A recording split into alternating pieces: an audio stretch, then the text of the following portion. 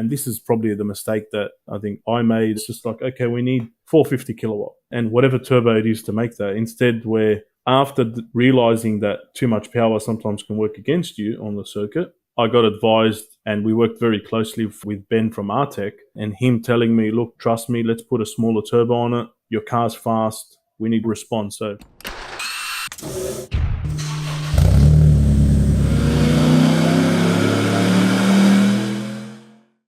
welcome to the HPA Tune-In podcast. I'm Andre, your host, and in this episode, we're joined by Jimmy from Evolution Racing Spears in Sydney, Australia. Jimmy's actually no stranger to High Performance Academy, as we've had the pleasure of interviewing him on a couple of occasions now, specifically at World Time Attack. While his dismantling business, which we'll get into in a moment in more detail, is well known, he actually came to HPA's attention because of his Mitsubishi Evo 6, which is the current World Time Attack Challenge Club Sprint Championship holder. And that is no joke. This is a very fiercely contested class with a lot of workshops and privateers competing for honours.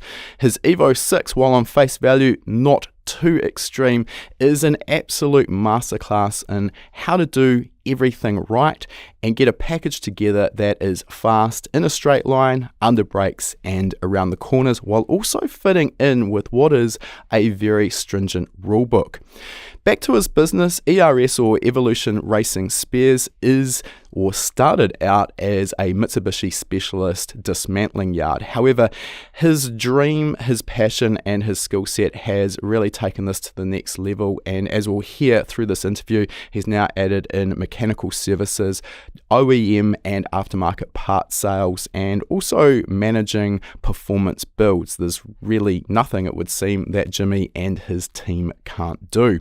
Before we get into our interview with Jimmy, for those who are new to High Performance Academy or HPA is an online training school. We specialise in teaching people how to tune engines, how to build engines, how to construct wiring harnesses. We also cover race driving, education, race car setup, data analysis, and a whole lot more.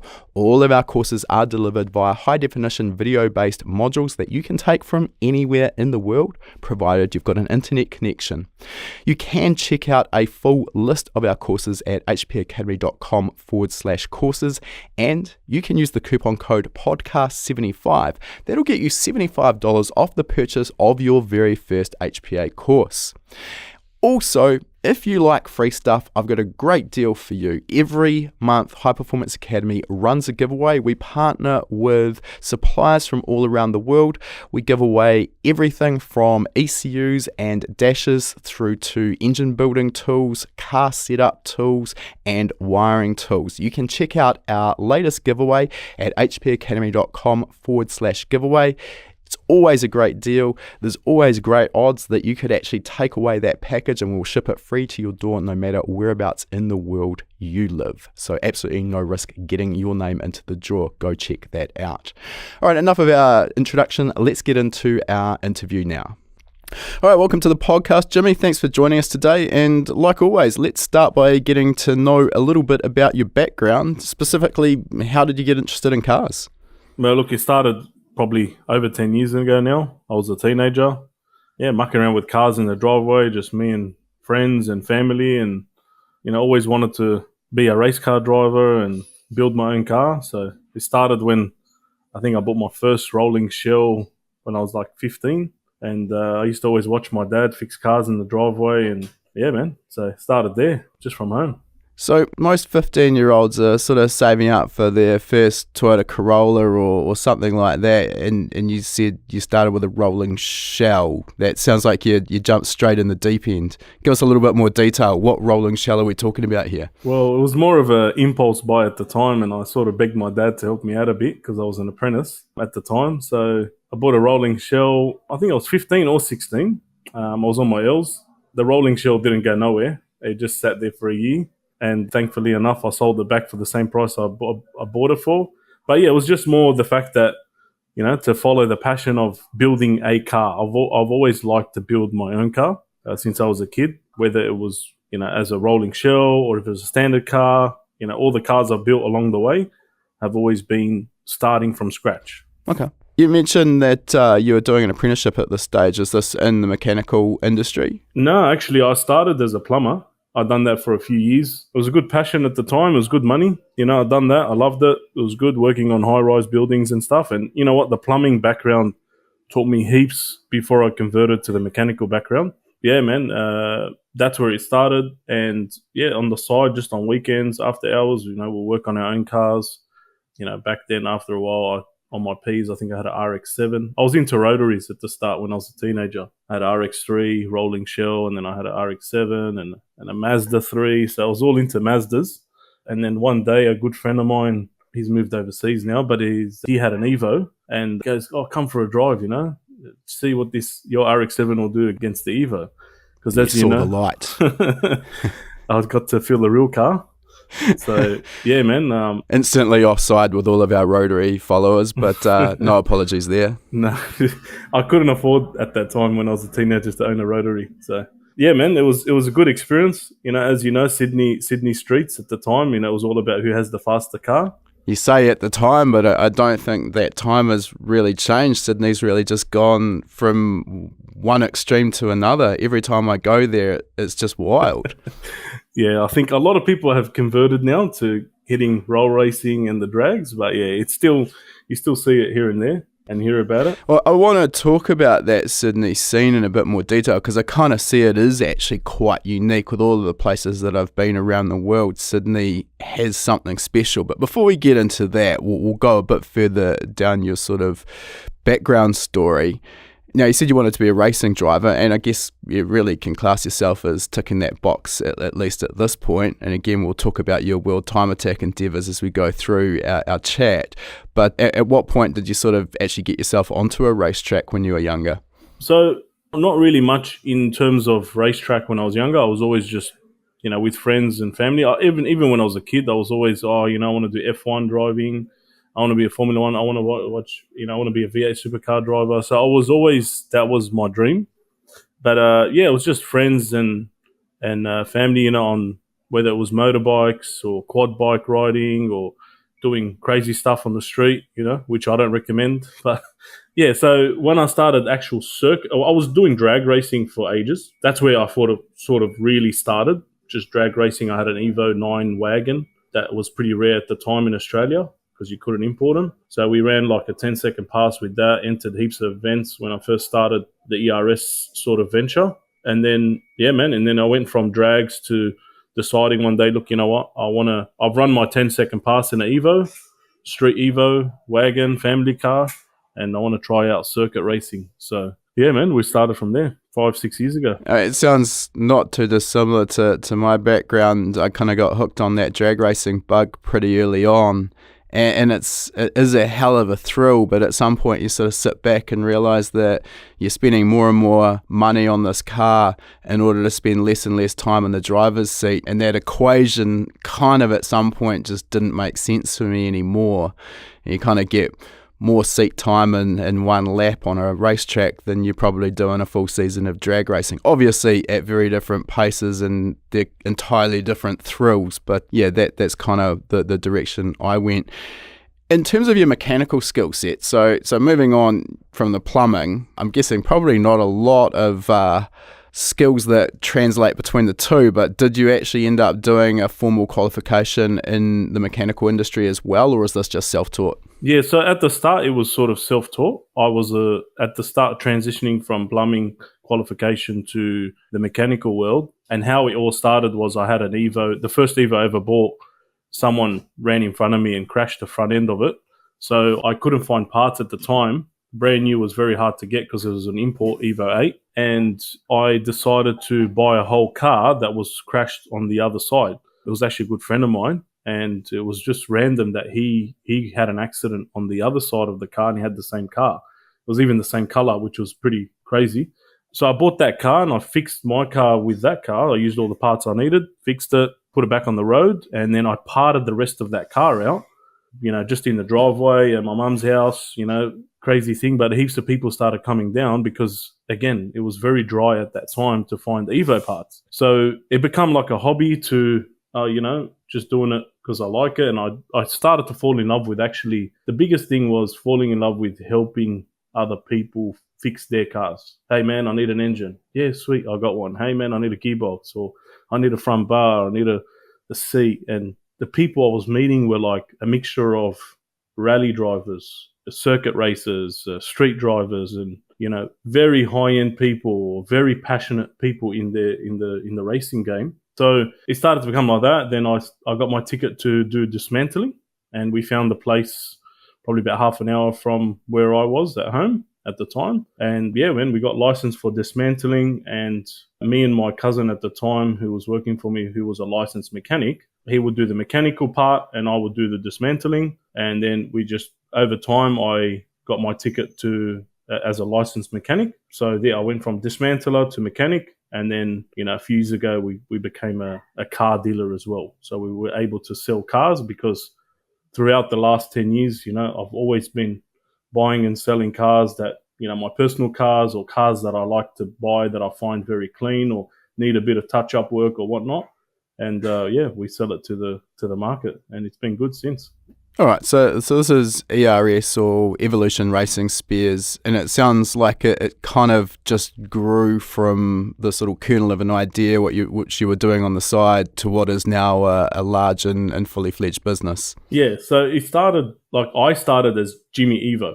So everyone nicknamed me Jimmy EVO because, everyone used to call me Jimmy. So, because I used to only do Evos at the time, it was like, Jimmy, go see Jimmy EVO, go see Jimmy EVO. And our name got, my name got spread out heaps around. I even had it as a number plate, which I have in my office behind me. And then a couple of years after that, it needed to be a brand name, because we grew so big. And, I always had a dream to, whatever I do, I want to do it the best. So I always said to myself, when one day when Mitsubishi contacts me for parts, I know I've made it. And it happened probably 2 or 3 years after I started, the venture of dismantling Evos and working on Evos and stuff like that. And yeah, Mitsubishi one day called me and they needed some parts. And along the way, big race teams, whether it was the Tilton Evo, or, whether it was, big end rally cars and race cars. And man, I've just met so much people along the way, which I'm grateful for. And I reckon that's what motivated me the most to move from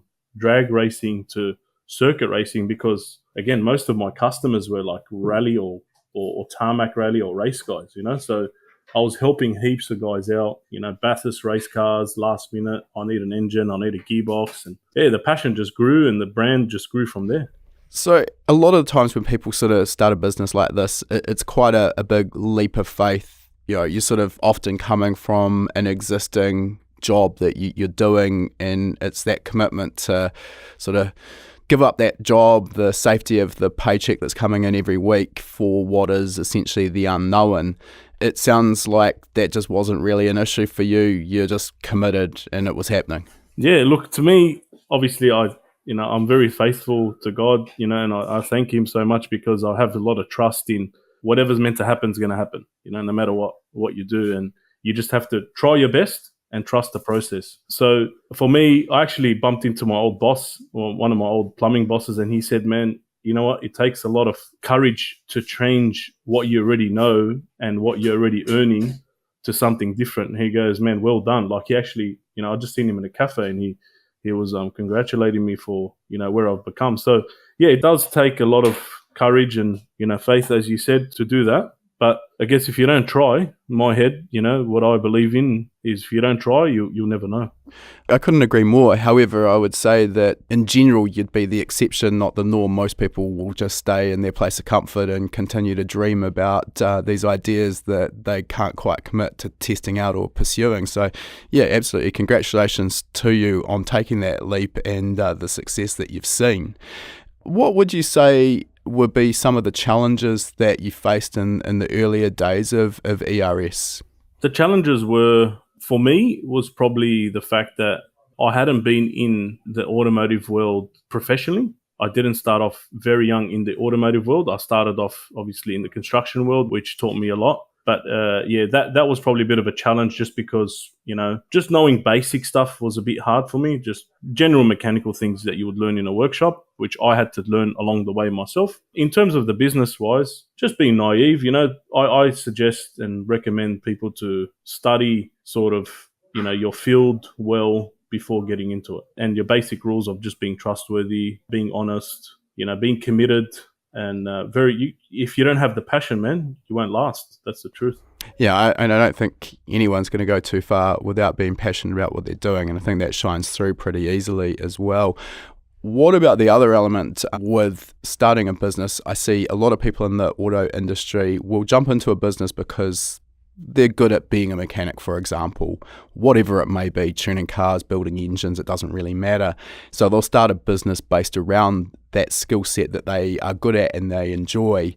And they quickly find out that, particularly when you're getting started, maybe you're just a one-man band to begin with, that you only actually can spend maybe 30%, maybe 50% of your day doing the thing that you're good at. And then there's the rest of the elements of running a business that are super easy to overlook at the outset. And I'm talking here about invoicing, estimates for customers, dealing with customers on the phone, ordering parts, freight, all of that stuff that's just noise that has to be done and takes up your time. And quite often we find that we're not actually that passionate about that side of things. How was your experience with that? Yeah, look, at the start for me, I was one man. And obviously, as I said, I had one cousin of mine who helped me a lot with just the mechanical part of it. But the day, as you said, it runs. So, you've only got 8 to 10 hours of work you can do, which obviously if you're starting off your business, it's not enough. You got to start early. This was my biggest thing, was get up early. Obviously we pray very early in the morning, so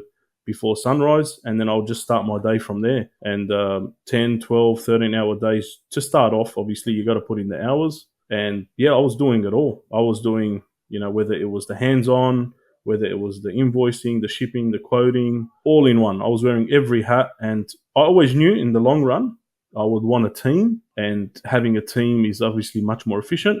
But at the start, it's a bit hard, and yeah, you just got to stick by it and do it, because as you said, there's a lot of talented people out there who are very talented in what they do, but struggle to be able to run a business or a company. So that on its own is probably more of a challenging job than the skill itself. Yep. I mean, the statistics of how many new businesses fail, I think would probably come down to a big element of this. People going in essentially with their eyes a little bit half closed, not really understanding what they're getting themselves committed to, and not understanding all of the other elements that go into running a business. On the flip side of this, I do think, because I kind of went down that same path with my first business, and I think there is a benefit in being, wearing all of those hats yourself to start with, because you know everything that needs to be done. You've got that intimate knowledge of how all of the pieces work together, and then once you start growing and maybe you're going to start outsourcing some of those tasks to more staff, you're better equipped to know what the staff member is going to need to do, how long a particular job's going to take, and can start developing some procedures around that. Whereas if you just hit the ground running with a full team of staff and no one really knows what the job entails, that's going to be a really messy way of growing. In terms of where the business is now, give us a sense of, first of all, how long has ERS been around? How many staff have you got at this point? What size is your facility? Yeah, so again, all of this started probably just over 10 years ago. Officially, ERS is probably about 7 or 8 years old now, almost 10 years old officially. And yeah, we started very small, and we've moved now to 3 different places. So we're in our destination now, which is in Sydney, Yennora. We've got a workshop here. This is where most of the action happens. And we've got a storage yard about 3 minutes away in Guildford, where a lot of the storage, stays there, whether it's body shells or, engines and gearboxes, things that we don't really have room here or don't need to be in the workshop. And at the moment, we're a team of 8 or 9 people, 8 full-time, and, I think not 1 or 2 extra contractors who come every week, practically. And we've got heaps of other contractors that we get in when we need them. But yeah, man. So we decide, what to do, whether it's, full-time or contract, just because it's more better for the business. Okay. In terms of sourcing parts and vehicles. Obviously, I don't know too much about the dismantling business, but how does this work? Are you importing complete cars or accident damaged cars out of Japan, or are you purchasing locally crashed cars, or is it a combination of all of the above? 90% of the parts or cars that we buy are local, and I've always done that. Even, back when I first started, there was a lot of people importing cars and half carts and containers and stuff. And look, it is cheaper and probably better to source certain things. But I found that we keep it local, generate the income here in Australia, buy and sell in Australia. Like I am very supportive of Australian business. So I try to keep it local. There's a lot of cars here that are imports, and there's a lot in the auctions and insurance. Companies have got to know us a lot throughout the time, and obviously customers, private customers who have come to us, know who we are, know what we do, and obviously when they crash their car, they offer it to us. So yeah, that's where the dismantling started, and obviously we started with Mitsubishis, and then we ventured off into a few other brands. And okay, one question that I've sort of always had in the back of my mind with any automotive dismantler, performance or otherwise, and this sort of comes back to every year or so, in a mechanical workshop, we'll have a bit of a tidy up, and you sort of go through your shelves and you've got all these bits that in their own right are pretty valuable potentially, but are also taking up a shitload of room. And at some point you sort of got to ask yourself the hard question, and do I keep this or do I throw it out and make room for some more parts? And when you're dismantling cars to sell these parts, and that's your actual key business, at what point do you sort of think, well, I've had this on the shelf for 5 years now, it's probably not going to sell, let's move it on? Are those hard decisions to make, or do you just keep everything forever? Yeah, look, this is the biggest challenge in the dismantling secondhand parts world, is you have to swallow to throw things out. I try to do it in a different way where, yeah, if I have to throw it out, I'll throw it out, but I'll try to give things away to like friends and other workshops, or give them like bulk deals and just say, hey, we're doing a big cleanup. Do you want to just come buy a batch of these gearboxes or engines? And look, it gets hard because when you're cleaning, you just want to get rid of it quick. Because I've done it so many times now, I try to do it as efficient as possible. And yeah, you just genuinely can't keep everything. But in the dismantling world versus a mechanical workshop, because we've got both in one now and we try to split it, is you have to keep enough that might sell. And if it stays, like you said, if it stays on the shelf for more than 2-3 years, look, it was never going to sell. So it's better to just get rid of it. Murphy's Law, I find though, that the moment you make that decision and the part goes in the trash, a week or a month later, you've got the perfect customer for that part, or the perfect situation where you could have used it. But that's just how life goes, I think. All right, looking at the rest of the business, you've got the dismantling, you've mentioned the mechanical, and I'll dive into that. How long did you go solely Mitsubishi before you started branching out into the other brands? And can you give us an idea of what other brands you're supporting now? Yeah, so Mitsubishi was pretty strong when I started, in the 2012, 13, up to, sort of 2016, 17 before, or probably 18 before the cars started to hike up a bit, and cars were getting rarer. And yeah, so Mitsubishis were actually very popular, but they were getting rarer to find locally and internationally, and the prices were going a bit higher, and people weren't worrying about dismantling as much anymore because the cars are worth more now, so it's worth fixing them and putting them back on the road. So we started to look at models like the Toyota 86 BRZ. I was very attracted to that car because it's a good platform. It does whatever you want. It's not similar to an Evo, but it's similar in terms of platform. Like you can rally it, you can track it, you can drift it, you can do whatever you want. Put a V8 in it, you can put a 2J. So it's a platform of car that very good chassis, and it's got a lot of potential. So I realized, it's something to dip into, and I really like that car. It's a nice car to drive. So yeah, we tried that out, and we went really well. We started buying heaps of them because they're flooded in Australia with heaps of spares and written off ones. And we dominated a lot in that field. And then recently, probably in the last year or two, we started to look into the GR market. So anything GR related, which is Supra GR, the Yaris GR. Yaris was very popular because there's heaps of those cars here now. Yeah, soon, obviously, we can look at Corolla and other GR models. Sure. Okay. Anything else that's sort of on the horizon for you, or is that enough to kind of keep the business pretty busy?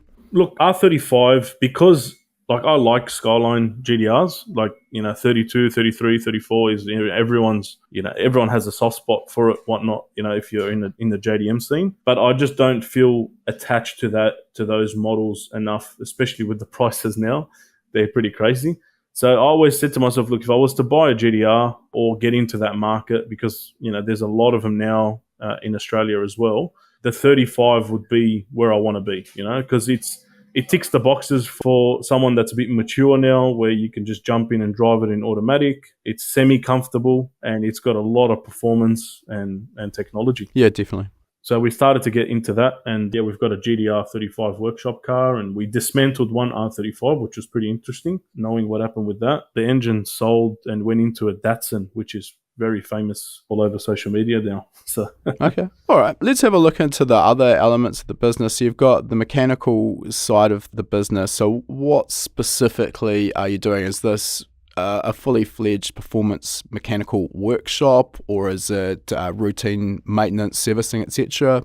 So the performance was always there, but we were doing it at such a small scale because it wasn't really our focus at the start, and we were only doing our own cars and friends' cars. Professionally, the performance mechanical started, and the shop was licensed probably professionally almost 5 years ago now. And it was at the start, it was more just builds, just doing car builds. You want 300-400 kilowatt at the wheels. You want to run a 9-10 second pass. And, we ran a 9-second pass in one of my customers' cars at Cootamundra, and we came second outright, I think, for the event probably 4, 5, 6 years ago. And it was very quick at that time. And then we sort of said, you know what, most people are coming to us for diagnosing and repair work. So we started to change the vision in the mechanical business more to, yes, we'll still keep the builds, but we'll focus and specialize more on the servicing and maintenance and repairs. I picked the right people. We've got, I think, 5 or 6 mechanics now, and the 3 senior mechanics that I have all have the specialty in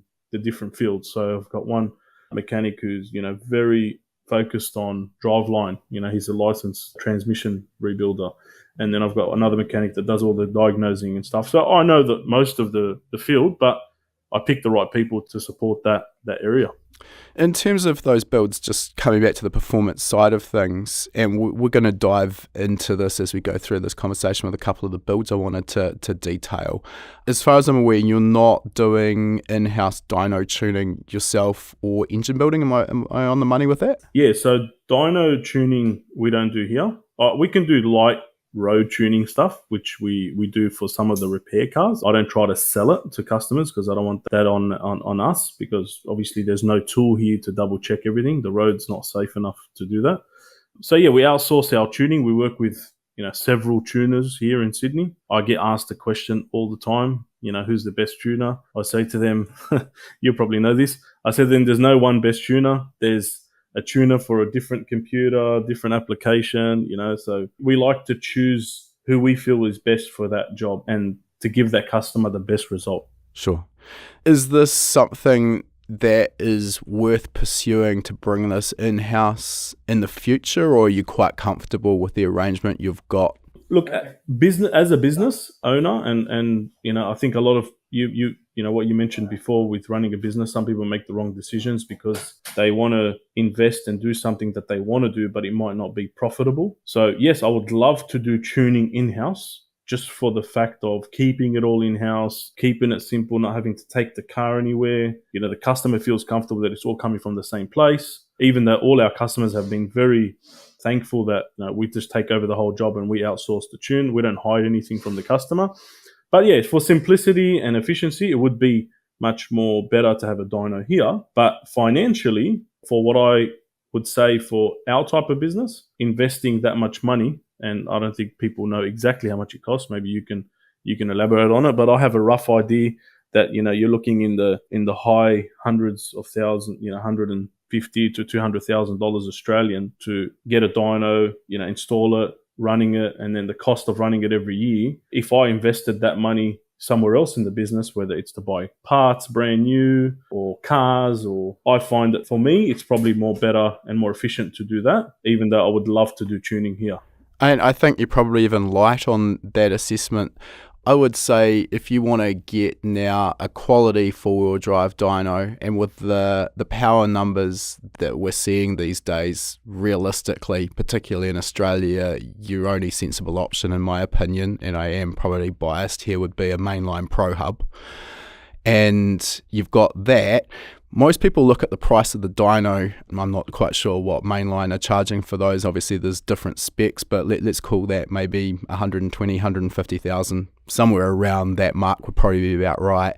And people sort of think, okay, well, that's it. That's my investment and I'm done. But it absolutely isn't. The part that's so easy to overlook is the facility to run one in. And that is probably about the same amount of money as the dyno to do it properly, particularly if you want to keep the sound down. And that's so important. If you've got mechanics working next door to a dyno cell, you have to make sure that the rest of the workshop is down at a reasonable noise level. And the other element as well is the extraction of the exhaust gas. You've got to look after your health as well. Plus, just to get reliable numbers, you want to get that exhaust gas out of there so the engine's able to breathe clean air. So it is very costly, and when you've got that sort of investment, let's call it maybe $250,000 Australian, you absolutely are going to need that investment working for you every day that you're open. So it is problematic. I will say though as well to those who are listening and maybe have a slightly more slant towards tuning, at the start of my career I was leasing a dyno that was around the corner from me, and it was workable. And ultimately when I got started, I didn't have the financial resources to do it any other way, so it is what it is. It worked for me. But I went for about 18 months looking at the numbers of financing a dyno and building the dyno cell, and I sort of thought, oh, should I, shouldn't I? No, it's too much. Oh, maybe I will. And 18 months of this back and forth, and finally committed and actually did it. And literally as soon as I had that dyno facility up and running, the expansion of my customer base and then all of the knock-on work that brought, and I sort of looked back and thought, oh, shit, if I'd known this, I would have just pulled the pin straight away. But, you've never got a crystal ball, and you can only really make the best decision you can based on the situation that you face. Let's move on a little bit, and with the second-hand parts that you're selling, you've also moved into some OE genuine new parts as well, and performance parts, is that correct? Yeah, so secondhand parts was the start. Brand new genuine and brand new aftermarket parts was the second step and second phase of the business. And then it was obviously installing those parts, secondhand or brand new. And then it went from just general mechanical to building cars on top of our cars because people seen what we can do. And then we decided to step up all the racing to actually show, look, we are very committed and passionate, and we won't stop until we're winning. So, yeah, with the brand new and aftermarket parts, that was a bit of a challenge to dip into with, different companies and brands that would help us out. And I'm grateful that, man, we've got a good relationship with probably almost every brand in Australia that's related to our field. Man, we support them, they support us. We push a lot of the products that are reputable, and I try my best to stay away from copied products. It is a bit hard sometimes, and even though you look at it and you're like, man, there's so much profit in selling just a copied clutch or a copied manifold or a copied turbo or whatever, but it's like I'm too loyal to other brand owners who actually spend the time and effort into developing that product and spending the money to make that product, that I wouldn't want someone to do that to my business, to just someone else copy my business that I've worked so hard for, and then you just support them. Yeah, I wish there were more business owners that thought the same way, because that would pretty well straight away shut down the imitation parts industry, I would say. In terms of getting brand new parts for some of these older cars, every manufacturer, every OE manufacturer is a little bit different. What's your experience been like with Mitsubishi? For example, I know you can no longer buy a brand new engine block for the likes of Evo 1, 2 and 3. Obviously, they're getting pretty old now, but yeah, where does sort of Mitsubishi tend to draw the line in terms of their support for their older models? Yeah, so a lot of my bigger parts that I buy through our dealer here, he still brings in, the blocks and stuff for the later models. The earlier model stuff that's discontinued and obsolete, yeah, look, it's a challenge. You can look around the world and chase, and we have a lot of connections around the world to get rare and obsolete parts. But I see Mitsubishi, one of the brands of Japan that are not remanufacturing much. I see Nissan remaking heritage parts, and I think Honda and a few other brands that are doing it, which I hope and I wish Mitsubishi does get into it eventually.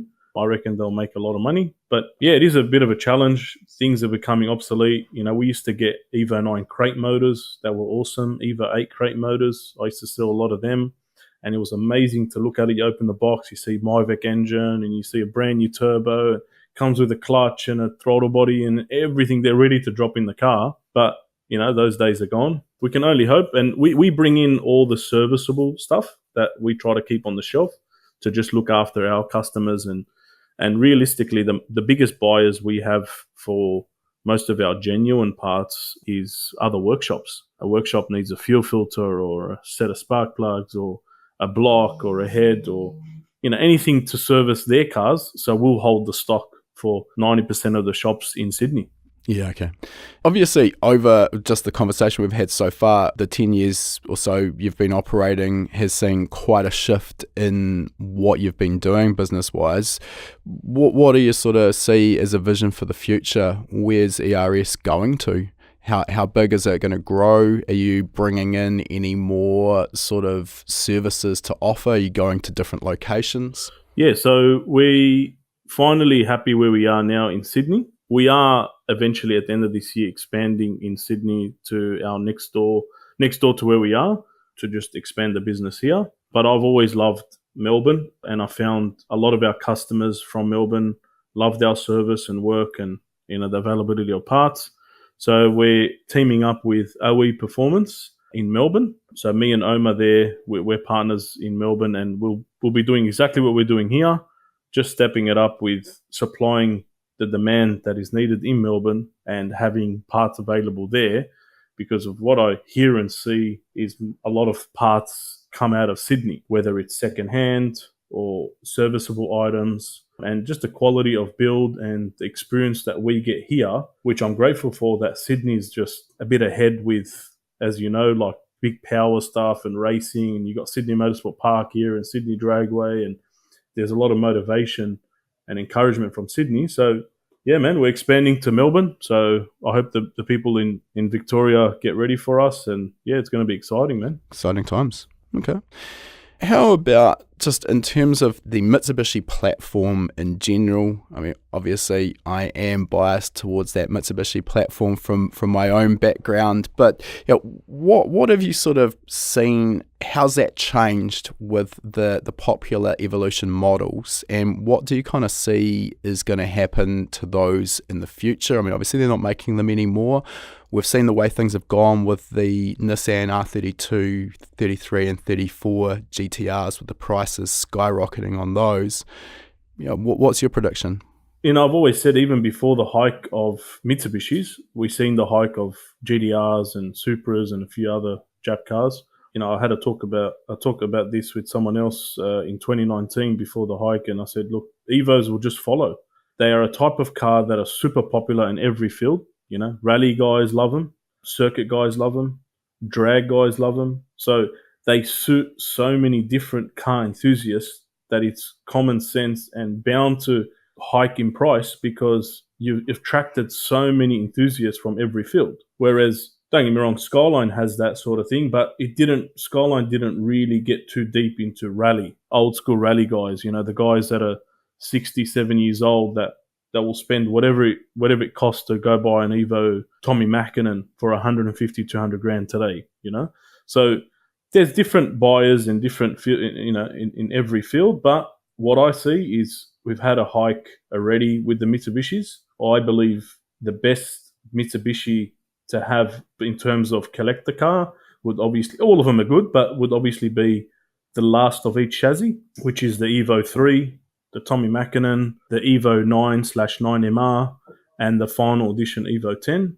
Those ones will always be the pinnacle of their chassis, of the Evos. And I believe obviously no one knows the future except God, but I believe soon in the future, they might double in price again. Yeah. Yeah, I think that kind of matches what I've seen.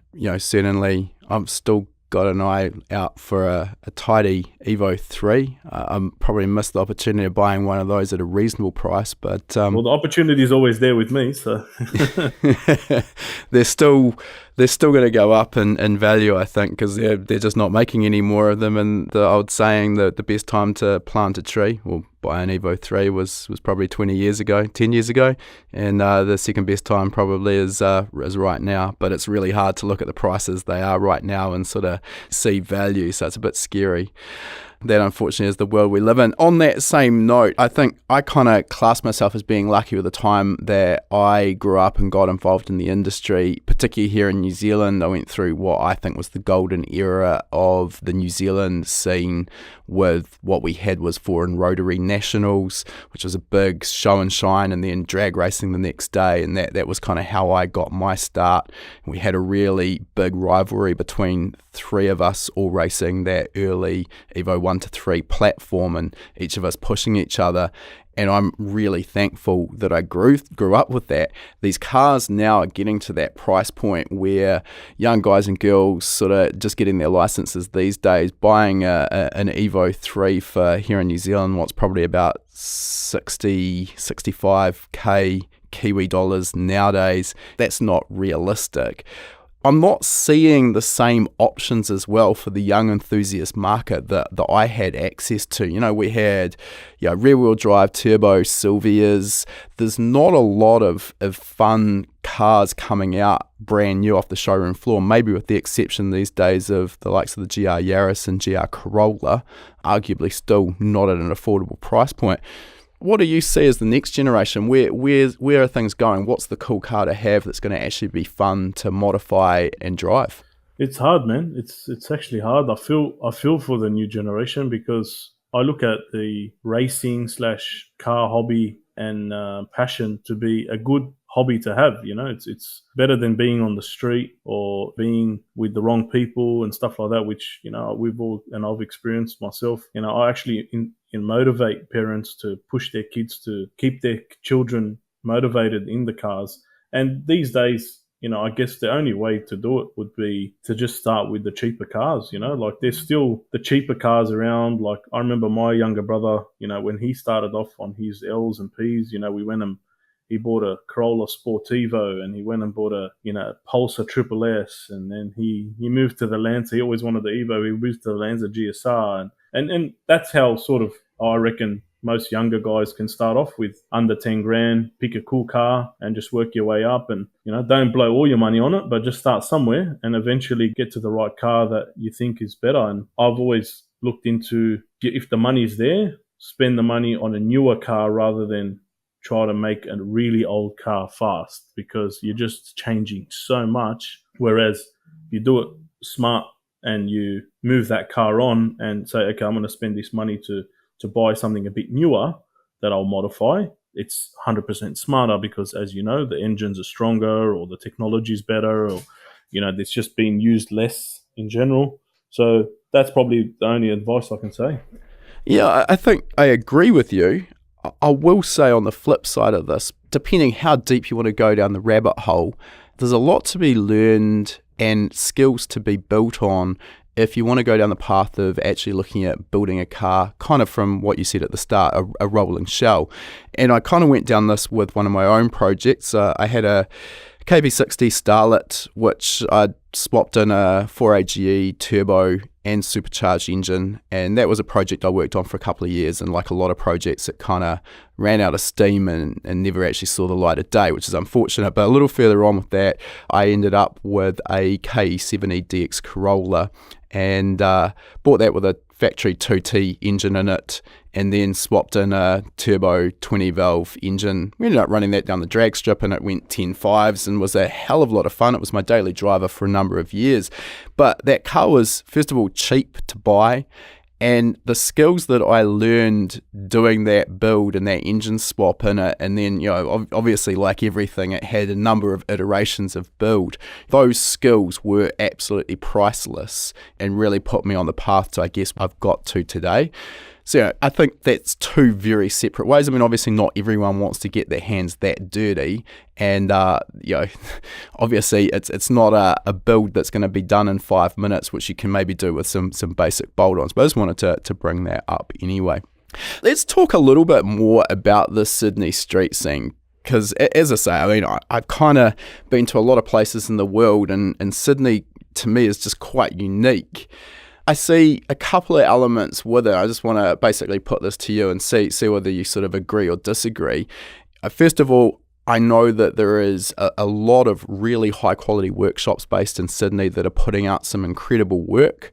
We see a lot of them focused around that Nissan R32, 33, 34 GTR platform, but obviously not solely limited to that. I think that breeds competition because one workshop wants to outdo the next, usually healthy competition too, I think. And then the other element that kind of feeds into this that I see is that facility, which is world-class, Sydney Motorsport Park, where you've got Eastern Creek, the actual race track, and then you've got that used for roll racing, which I think runs most Friday nights from what I understand. Yeah, every second Friday, I think, yeah. Yeah. And then you've got the Sydney drag strip as well, which is literally across the road from the motorsport park as well. Is that what has sort of brought in this feeding frenzy of the stereotypical Sydney street car, which now has 1,500 wheel horsepower? Yeah, you gotta start at 1,000 plus to enter these days, or to be competitive, I should say. Yeah, man. Look, to be honest, I encourage the Sydney street guys that want to race on the street to race at roll racing or race their friends there and stuff. I'm grateful to be in Sydney to be able to hang around and be around all the other workshop owners that I used to look up to, and now we're on the same level, I could comfortably say, as those guys, with car builds and the passion and the enthusiasm as they have. And roll racing has amplified that. And as you said, drag race, Sydney Dragway is right there. So yeah, I can't see. I've been to almost every state in in Australia, except Tasmania, and I find, look, we are probably the pinnacle of when it comes to big horsepower drag / roll racing cars, and it's good encouragement to anyone that's watching and following. And as you said, with the workshop wars, as much as they might probably take it too serious sometimes between themselves, I think it's very healthy for all those shops to have that competition. Whether they're competing for the right reason or not, it's still, you see how exciting it is for everyone to chase it and follow it, man. It's been good. It's been good to watch. I just take it back to my own experience with my Evo when we were developing that. And as I said, in that area, in that time, there were three of us kind of each pushing for the record, and it would literally be one weekend I'd go faster and set a new PB, and then a week or two later Zoheb would go faster, or Brett Lasang, and it was just like continuous. But I guarantee that if there weren't the three of us pushing each other and setting these fastest times, there's not a lot of incentive to really go faster if there's no competition. So I think competition really is important. Roll racing is something that I think has become increasingly more popular maybe over the last 5 or so years. I mean, just didn't exist back when I was drag racing. Makes a lot of sense because it takes at least that shock loading out of the drivetrain that you get with drag racing, which is where the majority of the failures happen. Obviously, that's not to say that you're not going to break anything roll racing. But what's the requirements here to turn up to Sydney Motorsport Park on a Friday night for roll racing and take your car and do some runs? Like, what do you actually have to do? Obviously, the car has to be safe, in my opinion. That's just my opinion. But make sure the car's safe. In terms of the event rules, they're pretty cruisy, man. Like, they're doing well for themselves. And I'm not going to comment on the background politics behind what should and shouldn't happen. But my opinion is they've made it very easy for people to take their car registered. It has to be on a radial road tyre. You're not allowed to run on slicks. And it practically has to be a street car, whether it's super fast or not. And yeah, you just turn up and start racing. There's not too much in the background to have required because, as you said, you're not launching and you're not having to worry about stopping because it's not going for a long period of time like a dragway, and practically you're going uphill, so you're not worried about parachutes having to come off and whatnot. So yeah, it's been cruisy, which is good because then it doesn't turn people away that, I'll rather just do it on the street then. So I'm very supportive of it because it gets people off the street. Well, that was where I was going with that because, I guess most young guys who are into cars, there's an active illegal street scene here in New Zealand when I grew up, and I was involved with that and I got through it unscathed. And, I'll be honest, it was a lot of fun. I didn't see anything too dangerous go down, but I know what can happen. But I think all that being said, anything we can do to encourage people to take that off the street and do it under a controlled condition, no pedestrians walking out in front of you, no oncoming cars, no curbs. These are all the things that make roll racing under controlled conditions, a no-brainer. And I think the one bit for me that I find a little tricky to get my head around is where they stand on roll cage rules. I know when I was younger and I didn't have the money for a roll cage and I just wanted to go racing, it seemed stupid to require a cage for every event. Now that I'm older and I've seen what can happen, I think, a roll cage is probably pretty smart, but, as it is, the roll race rules in Sydney don't require a roll cage, and, if you're abiding by those rules, you're off the street, you're probably at least in the safest place to be doing it, I think. That's the balance that when I talk about it, and I hear this in the background, it should be scrutineered and it should be this. Well, yeah, it probably should be, but you got the other side where how many people are you going to turn away when you do that? And then those guys, they're going to just do it somewhere else. Like you just said, we've all been in the streets racing and doing crazy stuff. And it's a big difference when you've got speed involved. And, if you want to go do a burnout or something, that's not as bad when you're doing, 150 mile per hour and, you're down on the back streets in a cul-de-sac or something. Things can happen, like you said, cars can pop out and it can be very dangerous. I've witnessed and experienced and seen, because I've dismantled thousands of cars now, I think I've dismantled 2 or 3 cars where someone has died in it, and it wasn't easy to do that, So that can't be pleasant. It wasn't even intentional. We didn't realize till the car would come to our shop and be like, oh, someone died in this car, And then we would just genuinely chuck it out the same day, like strip whatever we can off it and just throw it out because you just don't want it in front of your face, So it's not easy, man. I've lost a few friends in terms of the wrong thing on the street, and that's why for me, I knew what I was attracted to, which is adrenaline, and I loved racing. So I said, you know what, move that passion and fun to the track, and you know what, you'll learn to love it more anyway, because once you experience how much fun you can have on the track, whether it be roll racing or circuit racing, you won't want to do it on the street as much. The crave won't be there. Absolutely. I could not agree more. Yeah. I just wanted to take a moment out of our interview with Jimmy and talk about a package deal that we've put together that I think you're really going to like, and that is our Track Day Package. Perfect for those of you who are intending to take your car to the racetrack for the first time, maybe even for the 10th time, maybe you're even competing in club level motorsport. Regardless, this will be perfect.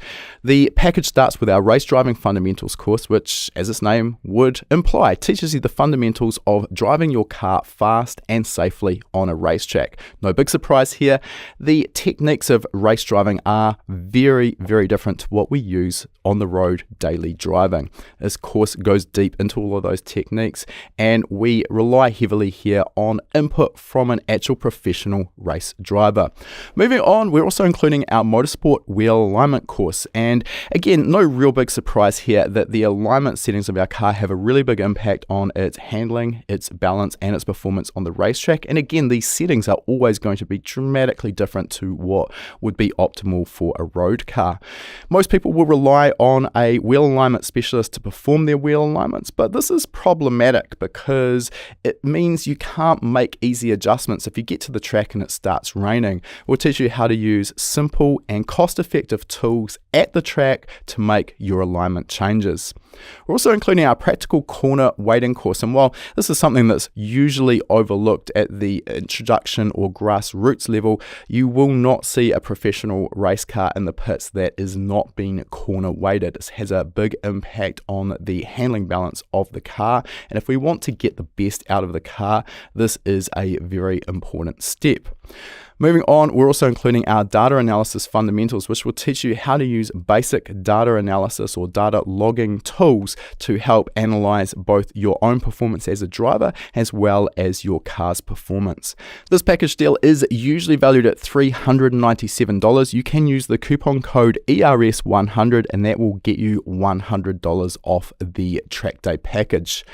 Now, even with that discount, you can still take up our 60-day no questions asked money back guarantee. So if you purchase them for any reason at all, decide it's not quite what you expected, no problem, let us know. We will give you a full refund of the purchase price. We'll put the coupon code and a link to that package in the show notes to make it super easy for you to find. Let's get back to our interview now. All right, let's move on, Jimmy, and I wanted to dive into some of your builds in a little bit more detail, and probably the one that you're best known for, and we've already actually covered this in some detail on our YouTube channel, so maybe we can chuck a link in the show notes so people can actually follow up and get some images of this rather than just us chatting about it. But this is your Evo 6 track car that you're the current Club Sport champion for World Time Attack Challenge, if I'm correct. Yeah, Club Sprint. We've got the Club Sprint record for 2 years now. We've come first. We've got the fastest recorded time now. We beat the record last year, or maybe the year before. No, I think it was last year. We got a 1:33 at Eastern Creek, and that's in our class where we have to run a standard road tyre.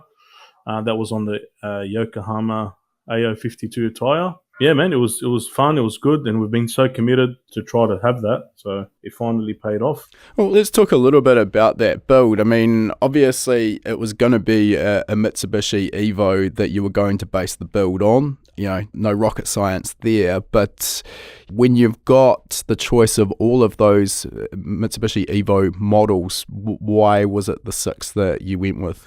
So there was a few reasons. There wasn't one particular reason, but there was a few reasons. I love all the Evos, so there's no one model that I favor the most. I love all of them, but I picked the 6 because it was the smartest decision for me in terms of the weight, and I wanted to also be a bit different with, there was a lot of Evo 7 to 9 models racing at the time in Time Attack, and I was just like, you know what, I want to stand out a bit. I don't want to go pick a car that's stands out but it's heavy. I wanted to pick a car that stands out that is light. So for me, it was like, okay, if I make it light, if I pick a light car, I'm going to miss out on all the technology and a lot of the stuff that comes better in the later models, you know, whether it's active center diff or whether it's ABS or whether it's any sort of technology help control that we can benefit from on the track wasn't really there in that model. So I had to be smart with, okay, I've learned what it's like driving the Evo 5 and 6. And I know what it's like to drive the Evo 9 and 10. So I'm going to pick the best out of those models and implement it into this one and amplify whatever else we can benefit from in the technology part of it. So on that basis, the Evo 1 to 3 generation, that was out because of what you've just said, that sort of lack of technology. Look, to be honest, Evo 1 to 3, in my opinion, if I was to say, can you build another Evo in my class to beat my car, I would say yes, an Evo 1 to 3 is still a good platform to be in because, again, it's lighter. The drama is why I didn't choose that chassis was the fact that we're not allowed to have tubular subframes and we're not allowed to have different engine swap. So from my understanding, you can't have, because if I was to pick the Evo 1 to 3 chassis, I would 100% want to run like an Evo 9 driveline through it. Definitely. Yeah, I mean, the big problem, as I see it, with the early generation is the drivetrain is problematic, particularly around the gearbox. They just do not have the strength of the later model. No matter what you do, it's not going to be as reliable.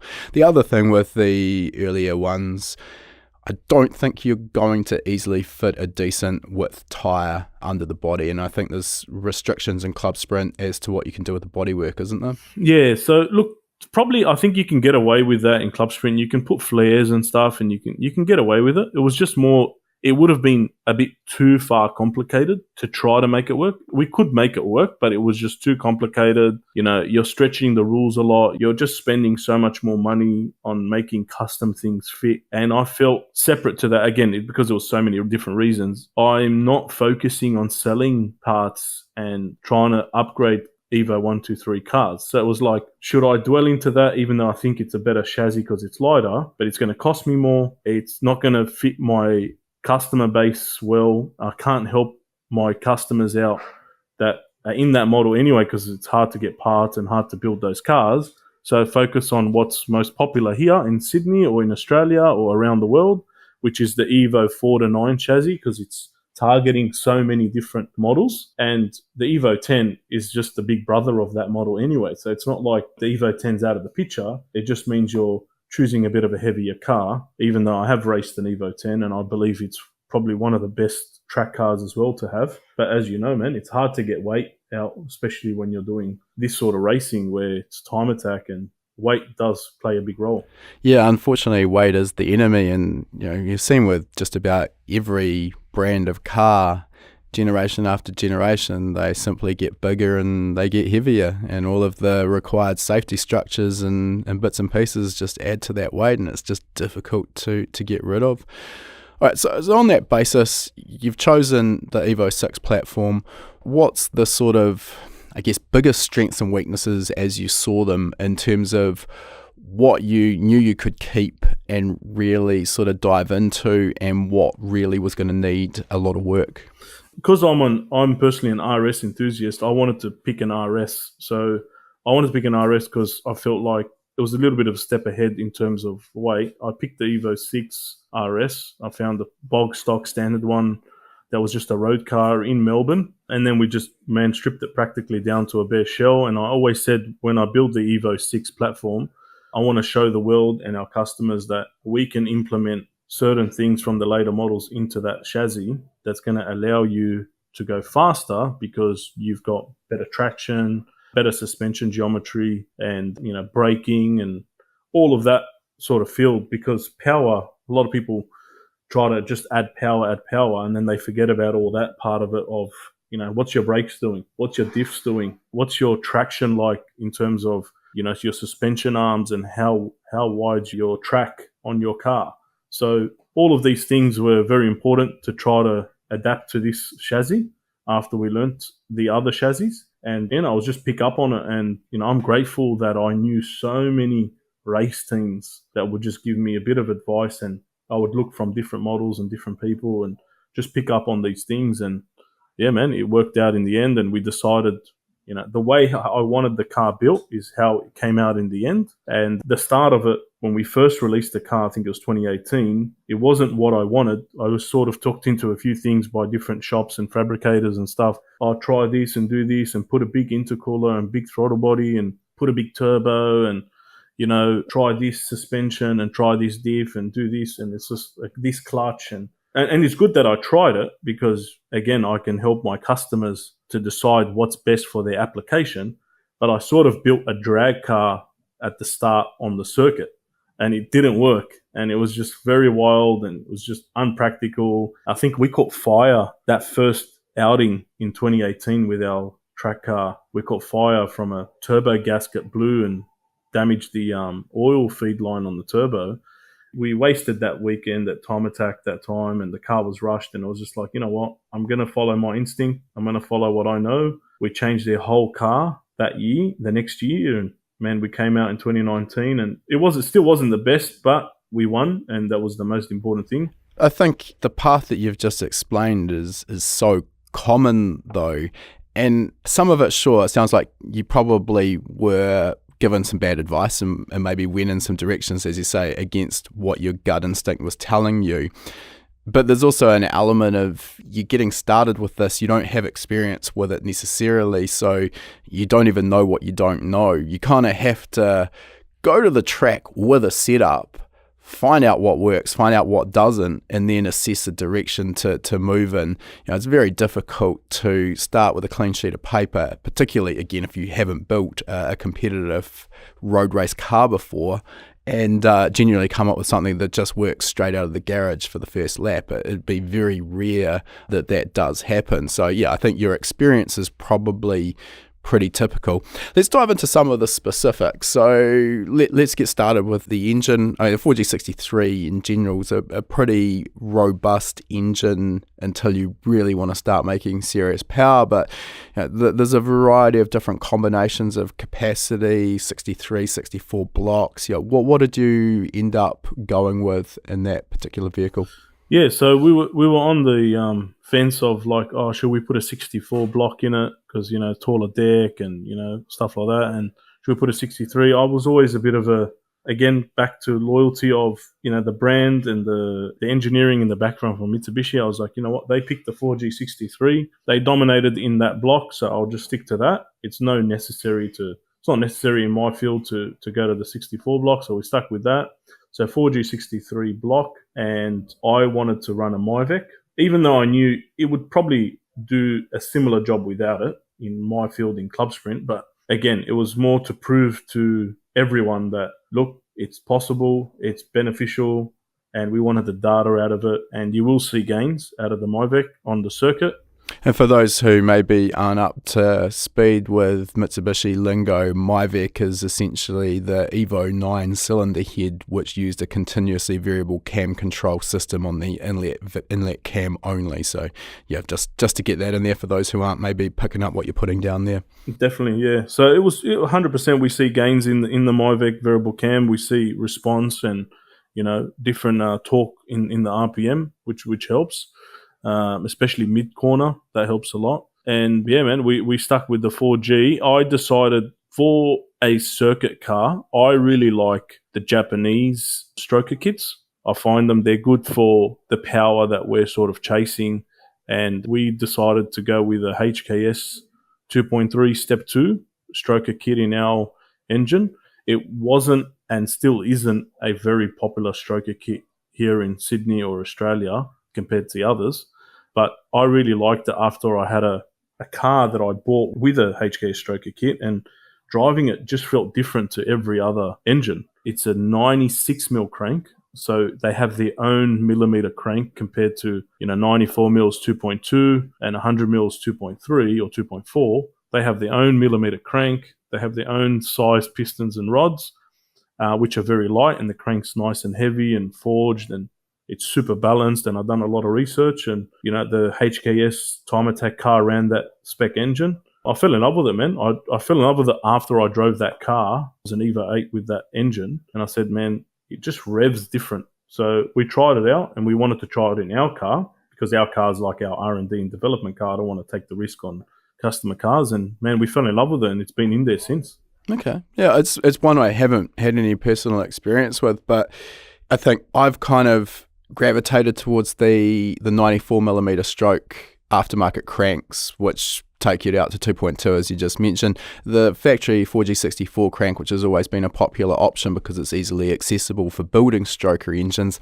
I've built a number of engines, I've tuned a number of engines with that crank, and the engine's inability or lack of desire to rev, for want of a better term, I've never really been in love with it. Sure, you're going to get good bottom end torque, but for hill climb rally, that probably makes a lot of sense. But for circuit racing, yeah, I think the revability of the shorter stroke cranks is probably, at least my personal pick. Obviously, everyone's got their own preference. That would be the way I'd go.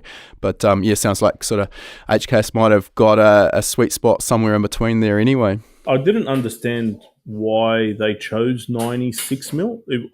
I feel it could be, and this is just an assumption, I shouldn't say, but it could be because they want to be different, or maybe they found that sweet spot, because I've driven, as you know, I've driven a lot of 100 mil crank Evos where, they're 2.3 or 2.4 and they just have amazing torque. And I felt like, yeah, I agree, it doesn't rev enough, but I found that, for circuit racing, if you can change the ratio in your driveline to not have to rev so much, then you're just going to pick up a lot of time in the mid corner. So if you can bring the torque down, and yeah, I'm only going to shift at 7.5 or 8,000 RPM. I have to watch my in-car again, but I'm pretty sure most of my in-car videos will show that I don't really rev over 7,500 or 8,000 RPM. So I'm not chasing top speed, but it's like, okay, if I can find a reliable stroker kit in between 94 mil and 100 mil, HKS was there, and I learnt that after looking into it. I was like, okay, we'll try this out. Even though I would still prefer a 100 mil crank just to get that extra torque on the throttle out of the corner, yeah, man, I recommend most people to just try to chase that through the driveline final drive to make up for that, to not having to rev as much. Okay.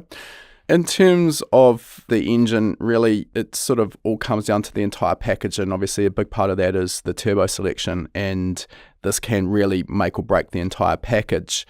It kind of comes back to what you're saying earlier, and I know you've gone through some experiments with downsizing the turbocharger, actually making less power, but making the entire car lap Sydney Motorsport Park significantly quicker, which kind of on face value seems counterintuitive. But again, just getting everything to work together, not necessarily chasing a big power number for the dyno glory, but actually just getting it to all work. Where have you ended up with the turbocharger sizing?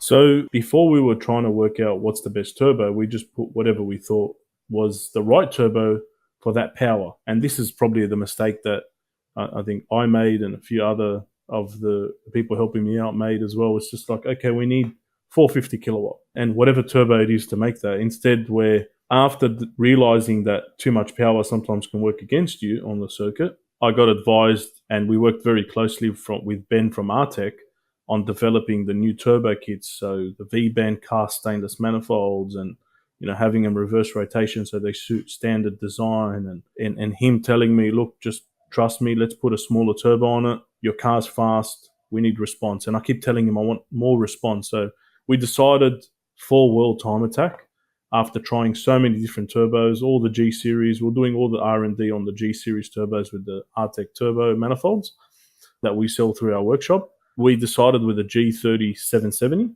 At the time, we thought maybe it's a bit too small. It wouldn't make the power we want, but we took the risk. And just before Time Attack, I actually tried a G35, but we had a bit of a fault with that just before. So we put our G30 back on and we said, look, we're not going to take the risk and we'll just go for it. And you know what? It worked in my favor. I'm a big believer in everything happens for a reason. So it was meant to be on there. We went out, man, and I was very surprised. Even though the car didn't feel top speed power, I felt like we were still lacking top speed power. We just had so much speed through the corners, and it worked in our favor, man. I think that response element is something that is really easy to overlook, and I would urge people to Google the Artec manifolds because they're quite unique. We actually did a feature with Ben at GTR Fest that'll end up on our YouTube channel at some point, but it's got quite a different development path or direction with his manifolds compared to most. And I mean, physically you look at them and they are visually tiny, and you sort of look at it, you go, well, there's no way that's not going to work. It can't make the power. The runners are too small. But the reality is, as Ben was discussing with us, most of these manifolds are using runners that are just way, way overkill for what they need to be. And it just hurts that response. So it's all about getting everything to work in harmony with your engine, the exhaust manifold, as well as the turbo sizing. So where did you end up with that G30-770 power-wise, and sort of what was, just importantly, what was your usable rev range? Sort of where were you actually seeing peak boost? Yeah, so we get Benny to tune the car, and he got it up to, I think, 380 kilowatt on the highest boost setting that we would run with on the night. We didn't run that boost because we said we'll leave it for the shootout. So the Time Attack morning, we ran on our second last boost setting, which was about 350 or 360 kilowatt. And what sort of boost does it need to produce that? From memory, it was I think, between 30 to 31 psi of boost to get that power on our engine. And look, Benny from Benchmark doesn't lean on it too much in terms of the tuning, from my understanding, because obviously it's circuit car, it's not roll racing drag car, different type of engine combo. And we want it to be reliable as well. And this is another thing that I focus on is, Ben, we want to do a lot of laps, so I'm not chasing too much power. And yes, it is time attack, and all it takes is one lap. But to get that one lap, you want to be able to do a lot of laps in practice and on the day to try to achieve that. So, yeah, we got our fastest time on about 350 to 360 kilowatt, and the car had more in it. We're still trying out a few different turbos since then to try to come up with extra power and not lose too much response. With the G3770, we've seen boost starts very early, especially with the RTEC turbo kit that we sell here as well. And Ben's done an awesome job to keep that response. We start seeing boost at I think 2000 RPM. It starts to spool, 1-2 psi, and full boost is probably between 36 to 100 to 3800, at peak boost. Probably 4000 RPM, depending which rear housing we choose as well, because we had two different rear housing sizes. We had AR, I think 0.61 and 0.8 as well, 0.83 or 0.82 from memory. So, yeah, depending which rear housing size, what's the exhaust setup, obviously that changes. But between 36 to 3800 was pretty on. That's an excellent response for that size turbo. Yeah, we even started to feel a bit of surge because of how responsive it was, and we wanted to try to eliminate that. But Benny tuned around that, which helped us a lot. And yeah, man, the car performed really, really well. Okay. Another key change that most people make when they go circuit racing is to the lubrication system, because obviously you're seeing sustained high G-forces under cornering and braking that you just don't see on the road, and the factory sump was never made for that. The sort of go-to is normally just to reach for the top shelf with a dry sump system, which works exceptionally well, but comes with a fairly steep price tag. So what did you sort of go with on this application? We were tossing and turning between, should we dry sump the car, should we not? At the start of racing our car, we had a race fab sump, which we sell here as well. They're from New Zealand. Rob helped us out with a sump, and we had an AccuSump to support the car for cornering for certain Gs. And then recently we swapped that out for a Infinite Evo sump. He's also from New Zealand. We do a lot of good stuff in New Zealand, I tell you. Yeah. New Zealand and the Aussies, mate, they're doing well for the world. Someone's got to do it. Yeah. So yeah, he's helped us out with the sump. He works very closely with Benchmark as well. And we've done a bit of testing recently, and we found a lot of gains there before we decide to convert the car to dry sump. So for now, we don't want to go the dry sump way. I feel like it will complicate the car too much, and I'm a big believer on keeping it simple to suit our application. I think it's easy to overlook that not only the significant cost of a dry sump system, but as you mentioned, complexity. There's a lot of plumbing that goes into that, but the other part is there's a lot of weight that goes along with a dry sump system compared to a wet sump as well. Now, I deal with Mike from Infinite Evo a little bit, and I have had a couple of chats off and on. I haven't seen the product in my own hands, but I think from what I understand, it's an external oil pressure regulator as part of that system as well. Do you know much about that, or are we sort of beyond your knowledge of the system? No, we know everything on the car. We study it pretty well before I pull the trigger, because it is important at a car that's our level. We don't want to just throw anything on there that might affect the car. So yeah, it's got an external regulator, which is good because you can change different oil grades to suit your engine. If you want to try to run a thinner oil, you regulate the oil differently. If you want a thicker oil, regulate it differently. And he's got his own design in the sump, different to others, which helps with surge. Yeah, with the regulator's something that he's designed, man. It's been really good. My chats with him, sort of the whole design impetus of that product was around the fact that the factory oil pump is essentially overdriven or pumping more oil than it should. So it's essentially, I guess, almost pumping the sump dry, and that external regulator kind of was one of the solutions for that. And then obviously there's a conventional or somewhat conventional baffle box inside the sump as well to keep all the oil in one place. All right, moving on. Another real weakness when you start winding the power up in an Evo is the factory drivetrain. So what have you done there? So racing the car this year might be a bit different, but in terms of what we already had was we use Exceedi and ATS clutch. That's all we try to push and sell through the workshop because, man, they just work and they're good for all round, circuit, street, drags. We run at the moment an ATS carbon hybrid clutch, and our second clutch is an Exceedi twin. In terms of gearbox, we run a Albin's H pattern dog box. It's a Group N gear set. So we've got the Group N ratios in the car, which I like. And then I work closely with Albin's on customizing the right final drives to suit our power and the track, because that's one thing that I've seen was a problem. Am I right in saying that the club sprint rules dictate that you have to stay H pattern? Is that correct, or am I dreaming there? Yeah, so the previous rules up to this year were you had to be H pattern unless your car was a factory sequential or a auto. So we had no choice but to go with the dog box, and it worked for us and it was good. And we tried a few different brands and we stuck with Albin's as the brand that was the most efficient, and they're made in Australia as well, so I like to support local. This year we'll be changing that setup to a paddle shift sequential gearbox in our car. Now, with the H pattern, let's talk about how it was back last year when you won. One of the benefits with a dog engagement gearbox is the fact that you can use something like an ignition cut to interrupt the engine torque and allow really, really quick changes of gear without actually needing to back off the throttle, so clutchless shifting. Normally we see that in terms of a sequential gearbox with a strain gauge gear lever. That strain gauge sends a signal to the ECU requesting the shift. Now that's still absolutely possible with an H pattern, but gets a little bit trickier to tell the ECU you're requesting a downshift so it can auto blip versus an upshift so it can do an ignition cut. Were you doing anything tricky like that with the H pattern, or were you still using a lift or a clutch to shift? Look, I'm pretty good with the clutchless shifting because I used to do it a lot in drags with the dog boxes. So I could do that with our car, not having to worry about the ignition cut like strain gauge. I did try, we did have a go to put a strain gauge on our car, and for some reason, it wouldn't work consistently. It was falling out. So we found that, it was just safer to turn it off. And again, it goes back to keeping the car reliable. That wouldn't be the case if the car's sequential. Obviously, it's up and down. You don't have to worry.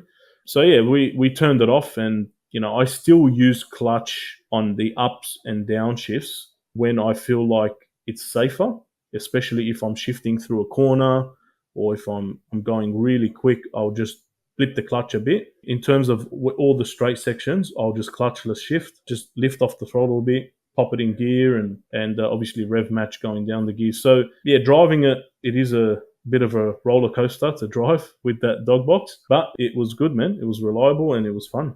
Yeah, nice. Oh, it'll be interesting to see how you adapt to the paddle shifting this year when that's all up and running. Yeah, we can't wait. Another element that I had covered in our little YouTube video, but I'd be interested to talk about this here as well, is the shift to the Bosch Motorsport ABS system, which you ran last year. So previous with it being an RS, I assume no ABS originally? Yeah, so no ABS. RS, you can option ABS. My car wasn't optioned with ABS. So we found that it was allowed in the rules to adapt ABS because the car came out with ABS initially, that model. And yeah, we always found it a bit tricky to drive the car without ABS, having to be very careful what brake pads we choose, what size brakes, what's the back brakes doing, are they locking up? We had an issue the year before locking up the rear wheels too much. So, it was always a bit of a challenge. Having the Motorsport ABS implemented, man, I would never go back. It's such a good tool to have. It's such good technology to have in your car, and it amplifies everything to do with your brakes. You have to learn to drive with it, in my opinion, to make the most of it, because, if you're just going to drive it as you do normal, it's not going to work at its best. So yeah, we had to get used to that. So what is the driving technique that you're employing with the ABS? How's that differ from how you were driving with the factory ABS? Realistically, the best way to explain it is just brake really hard late. So just Oh, easy. Okay. yeah, just brake hard later than you usually would, and the car, pulls up heaps better. Trail braking helps a lot. It does that, helps a lot, and just you're a bit more connected with the tire as well. When it comes to under brakes, you can feel more what the tire is doing, rather than when you don't have ABS, you're just locking the tire. So you don't know is it the surface of the road, is it the tires wearing out, is there something else going on, is there oil on your tire? So for me, I'm a big believer in brakes is the most important, on the track, because if you're confident with braking and you know where your car pulls up, you're 100% going to go faster, because then you're more confident on the accelerator. That's one thing I implemented, and I found a lot of gains on that end.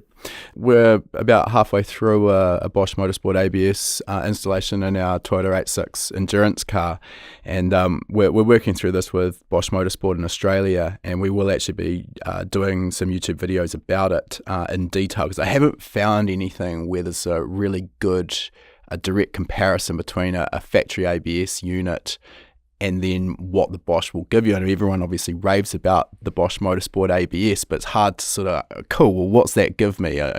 What's it going to reduce my braking distance by? How is it going to affect my longitudinal G-force under brakes? What's it going to do to my lap time ultimately? Because that's what we care about. So that's what we wanted to create a video so we could actually give that evidence. Yeah. Well, to be honest, the biggest thing for me on that is I got one of the dealers here, the Bosch Motorsport dealer, Ash from 909 Motorsport. He's the main guy here that does a lot of the installs for Bosch Motorsport. They work together. Yeah, he's always about, man, you're saving your tire lifespan, especially if it's endurance on your end. And yeah, man, you should probably have a chat with him. He's helped us out a lot. He knows it really well. He works closely with the big teams in racing and time attack. I think the Porsche time attack outright winner, the 968, he works with them. He's been helping us heaps in the background, and it's been very beneficial. Yeah, absolutely. I did actually an interview with Ash at GTR Fest as well. So yeah, had a good chat to him. I think one of the elements, as I understand it, I mean, I haven't driven the system yet, but mistake a lot of people make is, with driving either without ABS, where obviously you're trying to stay right on that threshold of just preventing that lockup, or on a conventional factory ABS system where you might sort of just be on the brink of that ABS modulation starting. And if you apply that same driving style to the Bosch Motorsport ABS, you're actually not providing enough pressure, because the system can obviously reduce the pressure to eliminate a lockup, but then it needs a reserve of additional pressure there so it can reintroduce the pressure and slow the wheel again. So, basically how I got told to drive it in the big braking zones is treat the brake pedal like a switch, push it as hard and as fast as you can, and the harder and faster you press that brake pedal, the better the system's going to be able to work. Now, there might be a slight oversimplification, but what I'm getting at here is quite a different driving style to get used to compared to a conventional braking system. And that sounds like you're sort of backing that up as well. Yeah, definitely, man. All right. Now, in terms of the rest of the drivetrain as well, you mentioned ACD previously, active center differential. There's also AYC, or active yaw control, in some of the Evo models. Are you using, well, first of all, what are those technologies, and are you utilizing either of those in your car? Yeah, so starting off, obviously, in the parts world, I used to sell a lot of ACD transfer cases, and then people would ask for non-ACD transfer cases, and can you sell me an AYC diff, and can you sell me an RS diff? And it's like, okay, we started to learn why are people doing this at the early days, and then we started to look more into it and speaking to a lot of amazing guys who helped design this system. I think one of the designers of this system was an Australian guy back in the 90s when they had Rally Art here, which was Bob Riley in the Rally Art days, and he used to always talk about active center diff and active yaw control and stuff. So we looked more into it. I realized after racing the later model Evos with active center diff and active yaw control that it does help you in some places on the circuit. Probably not a lot on the gravel, but in my opinion, a lot on the circuit. Yeah, man, it was something that I wanted to do on our car from an early time. the active yaw control has its weaknesses in terms of the casing, so it's a bit hard to work with that. So we decided to put the traditional mechanical LSD, just an RS diff as they call it. And with the front, because the Evo 4 to 6 model doesn't come with ACD, it comes with the viscous setup, we found that it was a bit it's not as reliable and unpredictable. Sometimes you get a bit more lockup, sometimes not enough lockup, and it just different corners felt too unpredictable. So I decided when we were building an Evo 6, it was like, look, I need to have ACD in there, and at minimum, and we'll be one of the first in our field to convert to that, because it's not an easy task, especially when you've got rules like standard subframes, and you can't change subframes, and you can't change, engine combos, or, just the rules that we have in Time Attack. So it was a bit challenging at the start, but we did do it, and we found it wasn't as good at the start because we didn't know how to work with it in terms of the tuning background. And we got in touch with a good friend of mine who I work with a lot as well, is Nick from NA Autosport in Queensland. He's got his own files made for the Motec ECU to control the active sedative. We implemented those changes in there, and he helped us out, and since then, man, the car's been an animal. So, in essence, just to break that down, that active center differential is essentially you can control the torque split between the front and rear axle lines, and that torque split can be controlled, my memory serves correct, through that Motec diff controller based on braking or throttle position. And I think also, if my memory is correct, it takes lateral acceleration into account as well. Does that sound about right? Yeah, so it depends which computer is controlling it. I think factory ACD module looks at a few different things, like it looks at steering angle, brake pressure, maybe clutch, depending, I'm not sure, but brake pressure, acceleration, steering, G sensors. So you got, lateral Gs and, vertical, whatever those sensors are, left to right, front to back. They usually sit in the middle of the car. Yeah, that all work together. And I think if you go to a Motec diff controller, it uses less of those things, where in our case, I didn't want to rely on a factory or a Motec diff controller. When we built our car, I made sure when we wired it up, installed all the modules, we would want to try to keep it all run through the Motec ECU. But we had to get a file made to obviously control it. So NA Autosport has the file and the background made to the firmware is what they call it, to control the active sedative. So this is on a Motec M1 platform, so that they're now integrating not just engine control, but also the ACD control all within the same unit, but just using custom firmware, as you mentioned. That's correct, yeah. And obviously the ECU is its own G sensor as well. And we've got all the other sensors that we've implemented in the car to be able to handle that. Okay.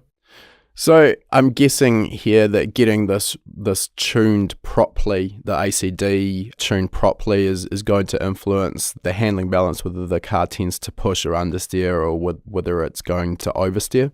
Yeah, so obviously if the ACD is not working correctly, because it relies on a hydraulic pump in the back of the car, or wherever you put it, but factory's in the back, and that's where we've put it. It relies on that pump to put pressure on the clutches in the ACD to lock up and put the power, divert the power from front to back. Because if the pump's not working and there's not enough pressure, in an Evo, it's opposite to like a GDR or other cars that are rear wheel bias, we're front wheel biased. So if your pump's not working, which I've driven many times in our racing field, where my pump motor will die or just stop working, because they are a bit fragile sometimes, and then the car will become more of a front-wheel drive. So I try to explain this to many customers is Evos are always all-wheel drive, but the torque split, if the car wants to break traction, it's most likely going to break traction in the front before the rear, because the pump has to work to lock that up. And in reality, in the circuit world, in an Evo, it's still a little bit more beneficial, in my opinion, to be a bit more front-wheel drive, even though us race drivers don't like that. We all want a bit of power slides and rear-wheel drive feel. We just like it, but I've went really fast with practically more power to the front than actually more to the rear. So, all right. Let's just get a quick rundown. You kind of already mentioned a couple of things in terms of maybe turbo sizing and the switch to paddle shift, but for this year's World Time Attack Challenge, anything else that you've got up your sleeve that you're going to be changing? We've got special, not special, but it's something new here, which is we've got ATS carbon hybrid LSDs running in our car now, front and rear, which are 1.5 way front and 1.8 way rear, which is something not many people run these. A lot more in Japan. We're trying out some new shock absorbers, which are going to be. We're dealing with DNA Autosport. Andre, I think you've met him as well. He's putting some shocks in the car that he wants to develop and test and see how it works compared to what we've already got in there. Yeah, just more data, more seat time, and probably one advantage that we got at the moment that might work in our favor is we're trying to turn up the power. We've just converted to we're still running the RTEC turbo, ERS turbo kit that we supply. We're just trying out a precision turbo this time to just make that extra power and see how it works with our response and how we can balance that out. So hopefully a little bit more top end without actually killing the bottom end. Yeah. So we obviously, because we're going to have a paddle shift 6-speed in it now, we've got different ratios to help the response, and we can put up with more top end because the aero on the car does slow it down dramatically, and it does help in the corner, but on the straights it's not enough.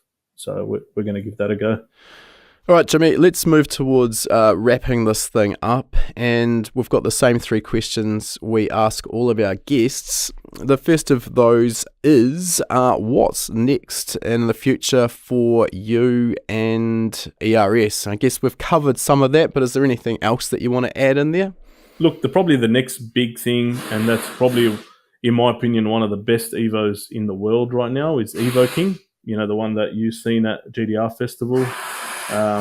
That car is next level. It's going to have some results soon, hopefully, on the drag strip and at roll racing. It's finally had its first debut at roll racing about a month ago, and we've got it on a mild boost at the moment, making 900 horsepower. But that car's it's all in one: show car, street car, drag car, all in one. I can absolutely attest to the quality of that car. We haven't really had time to chat about it here on this podcast episode, but we did shoot an interview with you at GTR Fest a few weeks back, and that'll be coming out on our YouTube channel in hopefully the not too distant future, so people will be able to keep an eye out for that. But we might need to have a catch up again on the podcast once that's actually hit the drag strip in anger and talk about the results. It is a credit to everyone who's been involved with it. It's hard to really put words to just the build level of that car. Definitely, man. We've implemented a lot of our knowledge and experience and technology, and we've teamed up with the best of the best workshops here in Sydney, and I like to do that with my own cars and other customers' cars because we try to focus on being the best for what we can provide to the customer. And if it means that we have to work with the best people in that field, whether it's suspension or tuning or whatnot, I think it's smarter and more efficient for the workshop and best for the customer as well. So, yeah, man, I think for everyone listening to keep an eye on Evo King, that's a big car. In terms of the future for myself and ERS is, for now, our vision is growing the workshop in Melbourne, winning Time Attack this year, and expanding our workshop, which will be towards the end of the year as well here in Sydney. Oh, so just a few small aims then. Yeah. Reach for the sky. Mate, we can't stop, so nice. Just got to keep going. All right, next question. Is there any advice you'd give to a younger version of yourself to help reach where you are today in your career faster, or perhaps maybe avoid some pitfalls that you've seen along the way? Look, I know a lot of people probably hear this a lot from other people, but have a lot of faith. Have a lot of faith in yourself. Have a goal that you want to try to achieve. Like myself, when I was younger, when I said to myself, when Mitsubishi buys parts off me, I feel like I've made it. That was one thing I told myself. And those visions and goals will change along the way. When you achieve that one, get a different one. Where do you want to be? And my advice to my younger self is, I wish I just was a bit more patient with seeking knowledge from the right people, not trusting the wrong people, because everyone might think that they know it all. But I now only try to adapt advice or implement advice from people who have proof and evidence that they've succeeded in that field. Because it's sometimes you find young guys or myself, we take advice of our friend on how to build our car, or who's the tuner, or what should you do in business, and you shouldn't do this, and you should tell this customer this and do this. But that guy doesn't even have the experience and the evidence of achieving that. So that's one of the biggest things that I can advise. Yeah, I think, obviously taking advice from someone who's gone down a similar path or achieved what you're trying to achieve makes a lot of sense.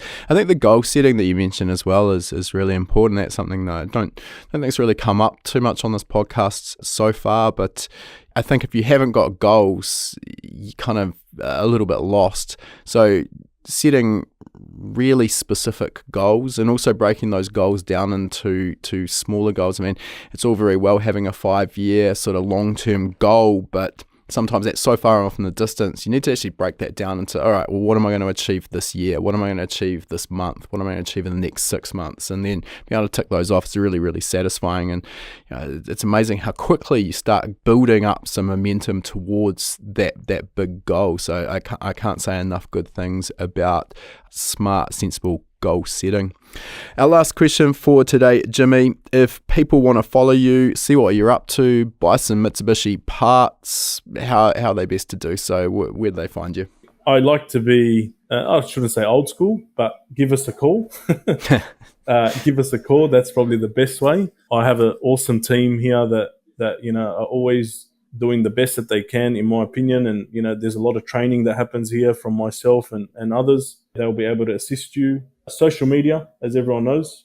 And, you can follow us on YouTube or Instagram, Facebook. But yeah, man, the most efficient way is just give us a call. So call, don't just slide into your DMs. Yeah, that's it. Because we get flooded with messages and we get flooded with emails. And yeah, we've got all the access to any way that you want to contact us. But I try to always tell the people that follow, the fastest way and the best way would most likely be give us a call. It's the most original way, I should say. Yeah, old school. Cool. Well, we'll put links to your social media accounts as well as your phone number in the show notes to make it easy for people to track you down. Look, Jimmy, it's been a pleasure as always. Do appreciate your time. Really interesting backstory there.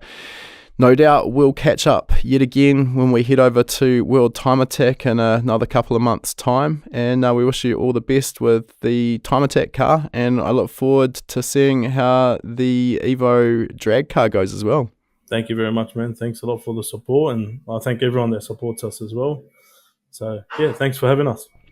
If you enjoyed this episode of Tune In with Jimmy from ERS, we'd love it if you could drop a review on your chosen podcasting platform. These reviews really help us to grow our audience, and that in turn helps us to continue to get more high quality guests. To say thanks, each week we'll be picking a random reviewer and sending them out an HPA t-shirt free of charge anywhere in the world. This is also a great place to ask any questions you might have too, and I'll do my best to answer them if your review gets picked. So this week, a big shout out to Gozek the King from the United States, who has said, best podcast period for petrol heads. If you're an automotive enthusiast and want to learn from educated people at the top of their field, this is the podcast for you. Despite covering very advanced topics as well as the basics, they always take the time to slow down and explain things so that even beginners like me can understand them. I deeply cherish this podcast, and big props to everyone who puts it on. Cheers. Well, thanks for the kind words there, and it's great to hear that you're getting so much value out of the podcast. If you get in touch with your t-shirt size and shipping details, we'll get a fresh tee shipped straight out to you. All right, that concludes our interview. And before we sign off, I just wanted to mention, for anyone who's been perhaps hiding under a rock and hasn't heard of High Performance Academy before, we are an online training school and we specialize in teaching a range of performance automotive topics, everything from engine tuning and engine building through to wiring, car suspension and wheel alignment, data analysis, and race driver education. Now, remember, you've got that coupon code. You can use podcast75 at the checkout to get 75 $75 off the purchase of your first course. You'll find our full course list at hpaacademy.com/courses. Important to mention that when you purchase a course from us, that course is yours for life as well. It never expires. You can rewatch the course as many times as you like, whenever you like. The purchase of a course will also give you 3 months of access to our gold membership. That gives you access to our private members only forum, which is the perfect place to get answers to your specific questions. You'll also get access to our regular weekly members webinars, which is where we touch on a particular topic in the performance automotive realm. We dive into that topic for about an hour. If you can watch live, you can ask questions and get answers in real time. If the time zones don't work for you, that's fine too. You're going to get access as a gold member to our previous webinar archive. We've got close to 300 hours of existing content in that archive. It is an absolute goldmine. So remember that coupon code podcast75. Check out our course list at hpaacademy.com/courses.